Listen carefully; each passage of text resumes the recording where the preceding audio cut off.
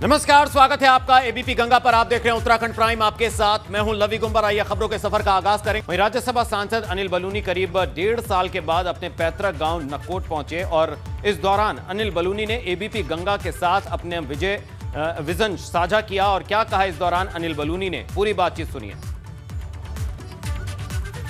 अपनी मिट्टी की खुशबू किस तरह से खींचकर आदमी को अपने गांव और अपनी मातृभूमि के पास ले आती है। ये नकोट गांव का नज़ारा है। ये अनिल बलूनी जी का गांव है। राष्ट्रीय मीडिया प्रभारी हैं भारतीय जनता पार्टी के, और उनके गांव में आज ये देखा जा सकता है। उनकी बहुत दिनों से चाहत थी, क्योंकि अस्वस्थ होने के कारण वो नहीं आ पाए थे, लेकिन उनका अपनी मिट्टी से प्यार, अपनी मिट्टी से मोहब्बत और अपने क्षेत्र को, अपने गांव को, अपने राज्य को आगे बढ़ाने की मुहिम और उनका जुनून उनको बार बार इस गांव में लेकर आता है।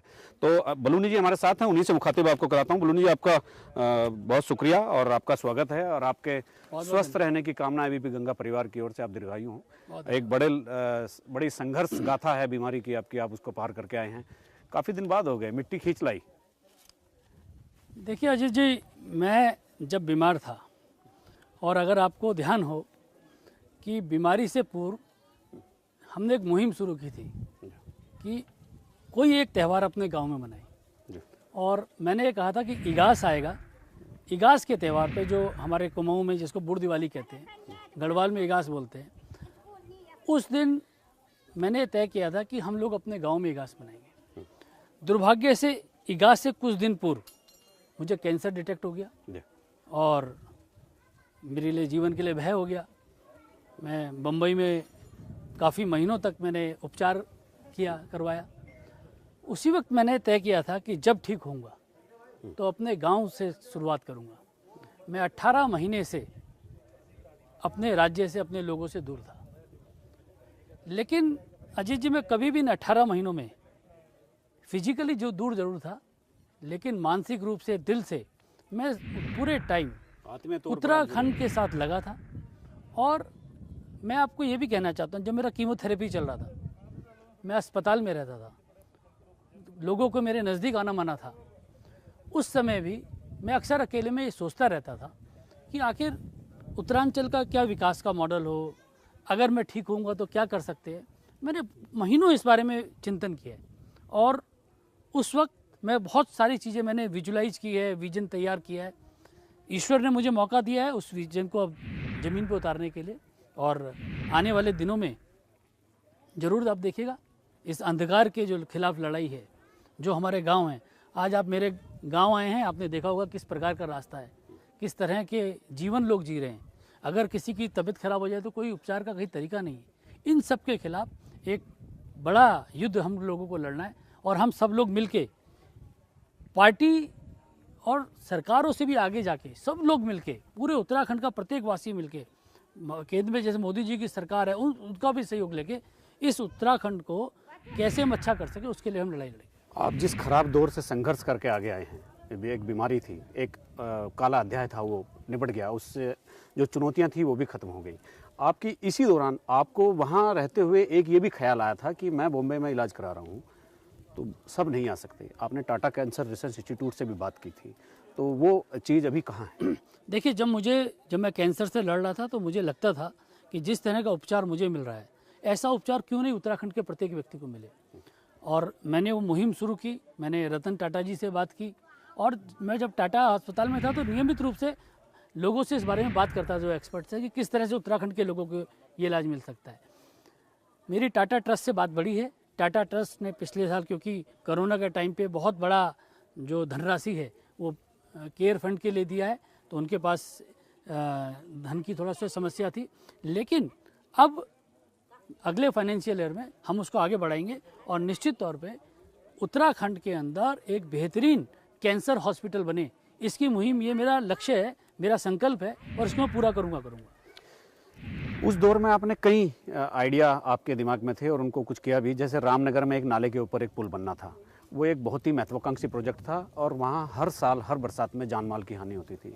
उसके अलावा आपने एक बस पोर्ट, उसके अलावा 2 जनशताब्दी ट्रेन, पूर्णागिरी और सिद्धबली, ये सब चीज़ें की हैं।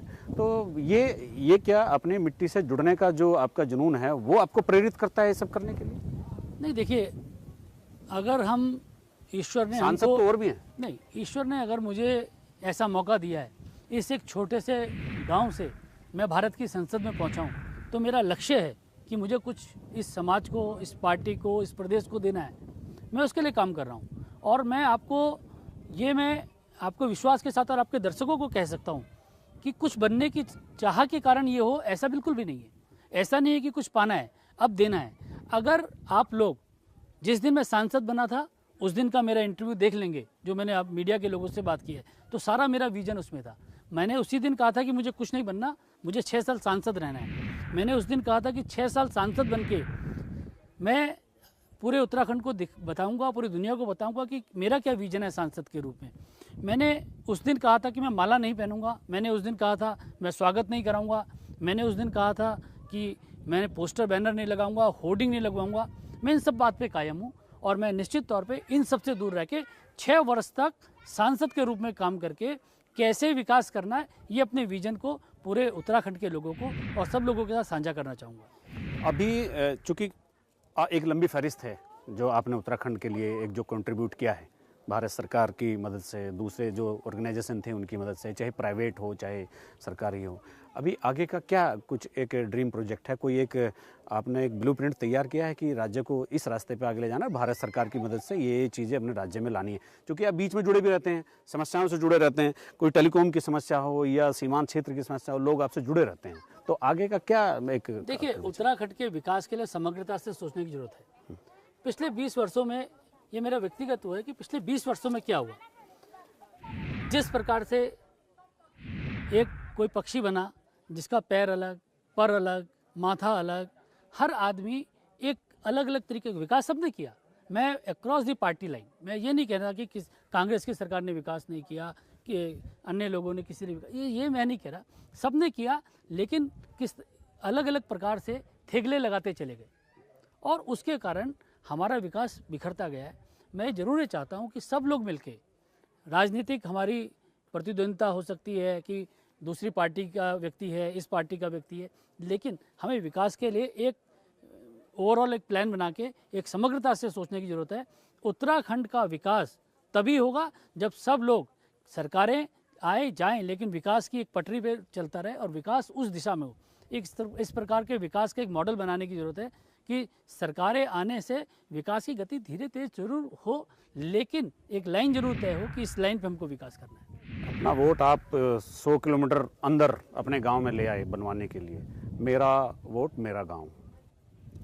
नहीं, देखिए, ऐसे ही शुरुआत, मैंने कहा ना, ये ऐसा नहीं है कि किसी ने देहरादून अपना वोट करा लिया तो वो गलत है।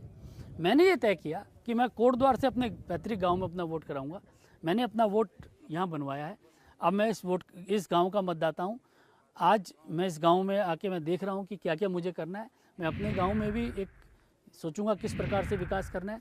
कम से कम हम लोग अपने अपने सारे नेता अपने अपने गांव को भी पकड़ेंगे तो कहीं तो गिलहरी के बराबर का कंट्रीब्यूशन होगा, कहीं तो थोड़ा थोड़ा विकास की गति बढ़ेगी। इसलिए मैंने अपने गाँव में वोट बनाया है और मेरा ये लक्ष्य है कि कुछ समय में मैं अपना घर भी यहाँ एक बनाऊंगा जिसमें मैं समय समय पर आके रहता रहूँगा। और मुझे लगता है कि विकास के इसी मॉडल से धीरे धीरे उत्तराखंड के गांव जो है वो कहीं ना कहीं पल्लवित होते रहेंगे। बलूनी जी, त्यौहार तो होते हैं और परंपराएं होती हैं, धार्मिक परंपराएं, रीति रिवाज, बहुत सारी चीज़ें होती हैं जो हमारे कालखंड में छुपी होती हैं। इगास पर्व तो था, लेकिन ये भी तो अतिशयोक्ति नहीं है कि आपने इगास को एक बड़े त्यौहार के रूप में यहाँ उसकी ब्रांडिंग कह लें या जो भी हम शब्दों का जिनका भी हम प्रयोग करें, लेकिन एक बड़ा त्यौहार यहाँ बनकर इगास उभरा।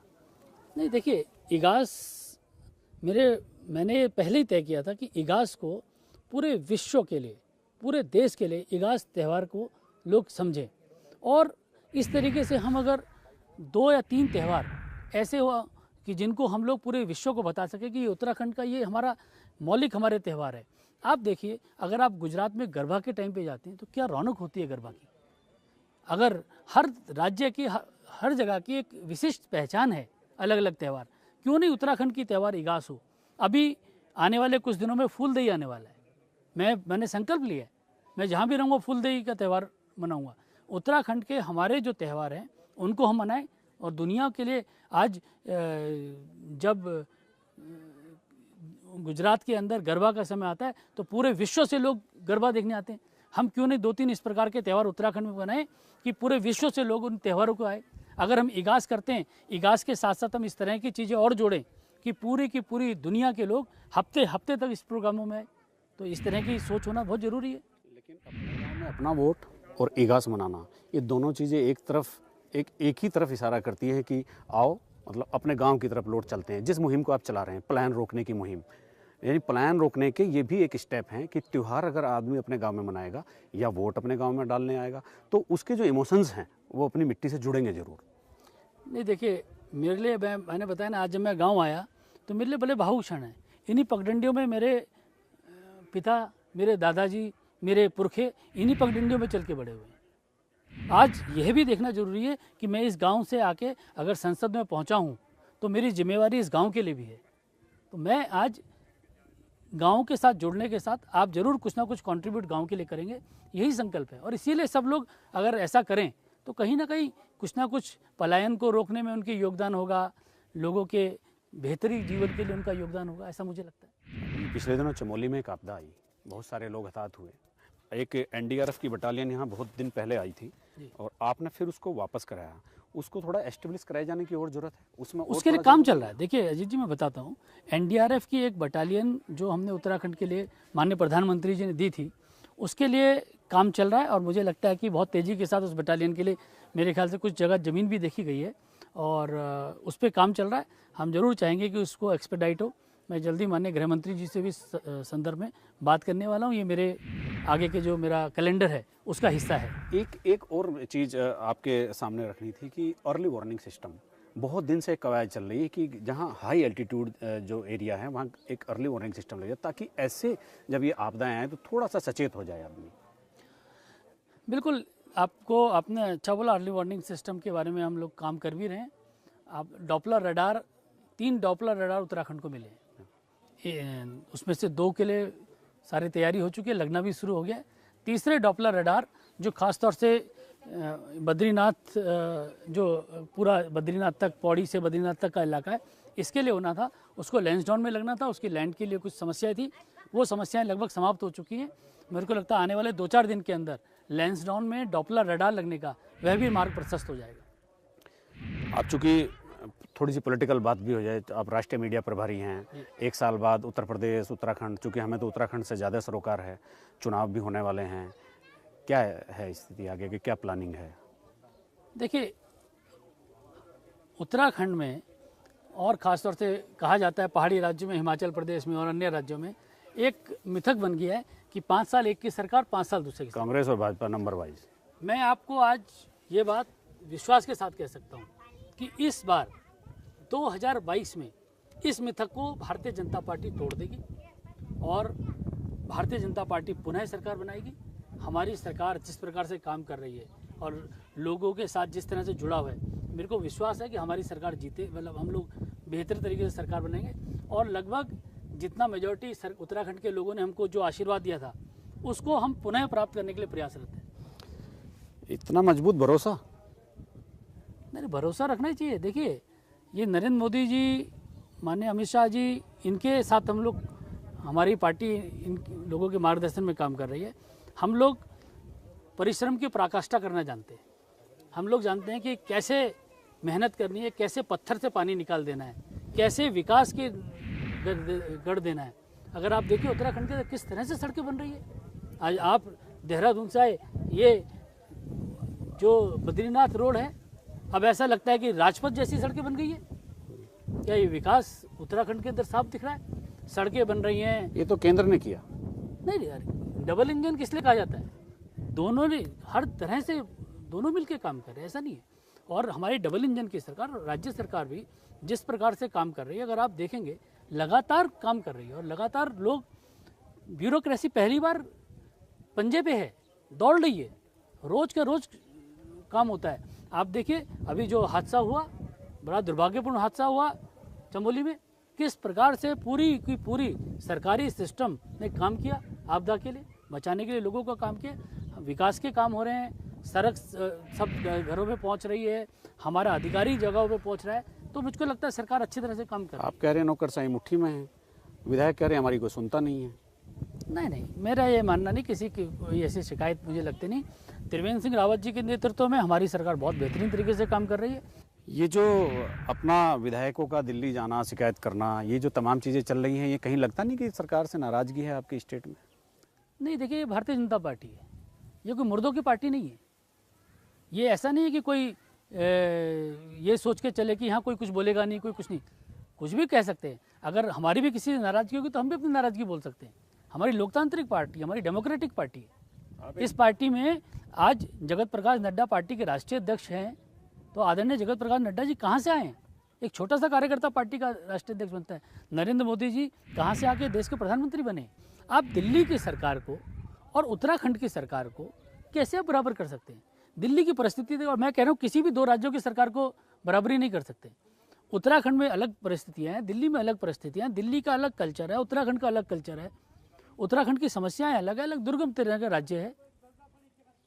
दिल्ली के अंदर पूरा भारत सरकार, सब लोग मिलकर मदद करते हैं। केजरीवाल जी अगर ये कह रहे हैं कि सब कुछ हमने कर दिया, भारत सरकार कितना काम कर रही है दिल्ली के अंदर? तो ऐसा नहीं है, आप दोनों को कंपेयर मत कीजिए। मुझे लगता है कि केजरीवाल जी जिस सोच से राजनीति करते हैं, उत्तराखंड में उनको बराबर और माकूल जवाब मिलने वाला है। तो इस बार मिथक टूटने वाला है निश्चित तौर पर। चेहरा त्रिवेंद्र सिंह रावत ही होंगे 100%। बिल्कुल, जितनी सब सीटें प्रचंड बहुमत मिला उसी के आसपास होंगे। देखिए, मेरे को तो ऐसा लगता है कि जिस तरह से हमारी सरकार काम कर रही है, हमको कोई परेशानी नहीं होगी अपना पुराना रिजल्ट दोहराने में। चलिए, आपका बहुत शुक्रिया, आपने एबीपी गंगा को समय दिया।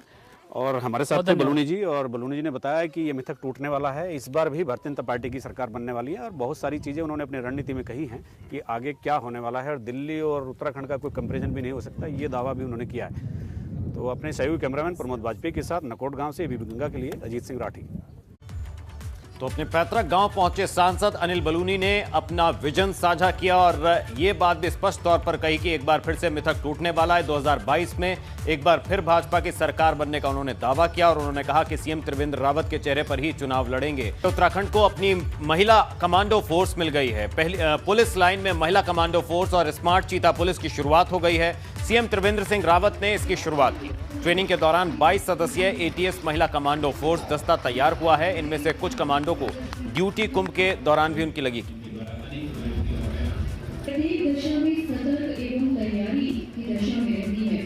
वहीं पूर्व सीएम हरीश रावत रुड़की के कुंजा बहादुरपुर पहुंचे, जहां उन्होंने कृषि कानून के विरोध में किसान पदयात्रा निकाली। हरीश रावत ने कहा कि कांग्रेस किसानों के संघर्ष के साथ है। किसान दिल्ली में आंदोलनरत हैं, लेकिन सरकार किसानों की ओर कोई ध्यान नहीं दे रही है।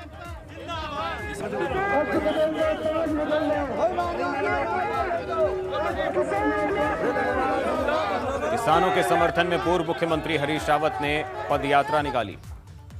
वहीं हरिद्वार में एबीपी गंगा की खबर का बड़ा असर हुआ है। रामपथ के सामने बनाए जा रहे अस्थायी शौचालय की खबर एबीपी गंगा ने प्रमुखता के साथ दिखाई थी, जिस पर मेला प्रशासन ने संज्ञान लिया है। मेला प्रशासन ने इन अस्थायी शौचालयों को हटवा दिया है और अब इन्हें दूसरी जगह शिफ्ट किया जा रहा है। तो कल की तस्वीर और आज की तस्वीर, दोनों तस्वीरें आपके सामने हैं। कल जहां अस्थायी शौचालय नजर आ रहे थे, आज वहां से वो हटा दिए गए। एबीपी गंगा की खबर का बड़ा असर हुआ है।